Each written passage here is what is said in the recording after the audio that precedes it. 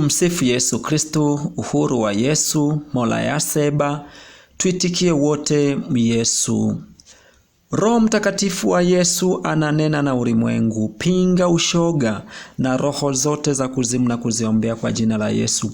Lakini pinga roboti aliyeingia duniani kwa kisingizio cha kukua kwa sayansi na teknolojia. Ni sanamu huyo. Kwanza tuanze na sala ya ufalme wa Yesu inayotoka katika kitabu cha Mathayo sura ya 6 mstari wa 9 hadi wa 13. Baba yetu uliye mbinguni, jina lako litukuzwe, ufalme wako uje, mapenzi yako yatimizwe hapa duniani kama huko mbinguni. Utupe leo riziki yetu, utusamee deni zetu kama sisi nasi tuwasamee wadeni wetu, na usitutie majaribuni, lakini utuokoe na yule muovu, kwa kuwa ufalme ni wako na nguvu na utukufu hata milele. Amina. Kama kujiunga na chaneli hii ya ufalme wa Yesu ni leo, ni vyema sana kufuatilia vipindi vya nyuma, utabarikiwa sana. Leo tutajifunza siri 2 za Yesu Kristo zinazotoka katika kitabu cha Wakorinto wa pili sura ya 6. Tutaanza na siri ya kwanza. Wakati uliokubalika wa wokovu ni sasa. Wakorinto wa pili sura ya 6 mstari wa 1 hadi wa 13 inasema, nasi tukitenda kazi pamoja naye twawasihi msipokee neema ya Mungu bure. Kwa maana asema, wakati uliokubalika nalikusikia, siku ya wokovu nalikusaidia. Tazama, wakati uliokubalika ndio sasa. Tazama, siku ya wokovu ndiyo sasa. Tusiwe kwazo la namna yoyote katika jambo lolote, ili utumishi wetu usilaumie, bali katika kila neno tujipatie sifa njema kama watumishi wa Mungu, katika saburi nyingi, katika dhiki, katika misiba, katika shida, katika mapigo, katika vifungo, katika fitina, katika taabu, katika kukesha, katika kufunga, katika kuwa safi, katika elimu, katika uvumilivu, katika utu wema, katika Roho Mtakatifu, katika upendo usio unafiki, katika neno la kweli, katika nguvu ya Mungu, kwa silaha za haki za mkono wa kuume na za mkono wa kushoto, kwa utukufu na aibu, kwa kunenwa vibaya na kunenwa vema, kama wadanganyao, bali tu watu wa kweli, kama wasiojulikana, bali wajulikanao sana, kama wanaokufa, kumbe tu hai, kama wanaorudiwa, bali wasiouawa, kama wenye huzuni, bali siku zote tu wenye furaha, kama maskini, bali tukitajirisha wengi, kama wasio na kitu, bali tu wenye vitu vyote. Vinywa vyetu vimefumbuliwa kwenu, enyi wa Korinto, mioyo yetu imekunjuliwa. Hamsongwi ndani yetu, bali mwasongwa katika mioyo yenu. Basi ili mlipe kadri ile mliopewa.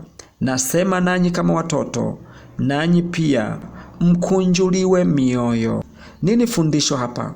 Ufalme wa Mungu unatumia muda kuleta mabadiliko duniani. Mfano, Yesu alitumia siku 3 kaburini kubeba ufalme na miaka 3 kuhubiri kujenga ufalme wa Mungu, akamaliza kazi. Maana yake ni nini? Duniani tumekuja kujenga ufalme wa Mungu na muda ni mchache sana. Hivyo mabadiliko ya kutenda mema, mimi na wewe, sio kesho. Tenda mema bila kuchoka kwa watu wote, hata maadui zetu pia, ili kufukuza nguvu ya giza ya kisasi na kuachilia baraka na neema ya nguvu ya Injili ya Yesu Kristo katika upendo wake kwetu. Hivyo dhambi haina nguvu kwenye wema, haki, upendo na furaha, na muda wa kutenda mema ni sasa. Siri ya pili, hakuna shirika kati ya haki na uongo. Wakorinto wa pili sura ya 6 mstari wa 14 hadi 18 inasema, msifungiwe nira pamoja na wasioamini kwa jinsi isivyo sawasawa. Kwa maana pana urafiki gani kati ya haki na uasi? Tena pana shirika gani kati ya nuru na giza? Tena pana ulinganifu gani kati ya Kristo na Beliari? Au yeye aaminie ana sehemu gani pamoja na yeye asiyeamini? Tena pana patano gani kati ya hekalu la Mungu na sanamu? Kwa maana sisi tu hekalu la Mungu aliye hai, kama Mungu alivyosema ya kwamba, nitakaa ndani yao na kati yao nitatembea, nami nitakuwa Mungu wao, nao watakuwa watu wangu. Kwa hiyo tokeni kati ya hao, mkatengwe nao, asema Bwana. Msiguse kitu kilicho kichafu, nami nitawakaribisha. Nitakuwa baba kwenu, nanyi mtakuwa kwangu wanangu wa kiume na wa kike, asema Bwana. Nini fundisho hapa? Nuru na giza haviwezi kukaa pamoja kwa mtu mwana wa Mungu. Mfano, kwa nini uwe muuaji na unafanya kazi na Mungu? Au kwa nini uwe muongo, fisadi, mchoyo na bado unasema unampenda Mungu? Je, Mungu anapenda ibada ya sanamu na uuaji? Hivyo ufalme wa Mungu upo ndani yetu. Mwenye maamuzi ya kutenda haki kati yetu ni mimi na wewe, na sio Mungu, na muda ni sasa. Fanya maamuzi leo upate kutawala pamoja na Yesu Kristo katika ulimwengu huu na ule ujao milele yote. Yesu anatuasa kupitia andiko hili tubadilike. Watu tunapitia changamoto nyingi, lakini bado tunahitaji neema. Watu wanatamani kutendewa haki, lakini wao hawako tayari kutenda haki. Watu wanatamani mtu mwaminifu, lakini wao hawako tayari kufanya uaminifu. Watu wanatamani furaha, lakini wao hawako tayari. Watu wanatamani watu wanaonena kweli, lakini wao hawako tayari kunena kweli. Yesu anataka neema. Yesu anataka neema ianze na sisi. Yesu alisema barikini wala msilani. Yesu ni mtu wa kwanza yeye kubariki. Yesu alisema samehe mara 70. Yeye alikuwa wa kwanza kutuachilia. Yesu alisema mbebe msalaba wenu. Yeye alikuwa wa kwanza kubeba msalaba wetu. Yesu alinena tutende mema. Yeye wa kwanza kutenda mema. Yesu alisema tuwe na upendo. Yeye alikuwa wa kwanza kutenda upendo. Mungu anatupenda, lakini anataka unene kinywa chako ili apate kudhihirika. Mungu yupo na bado anatenda pamoja na watu wake, lakini swali tuliloachiwa ni moja. Tumepewa mamlaka ya kutamka baraka.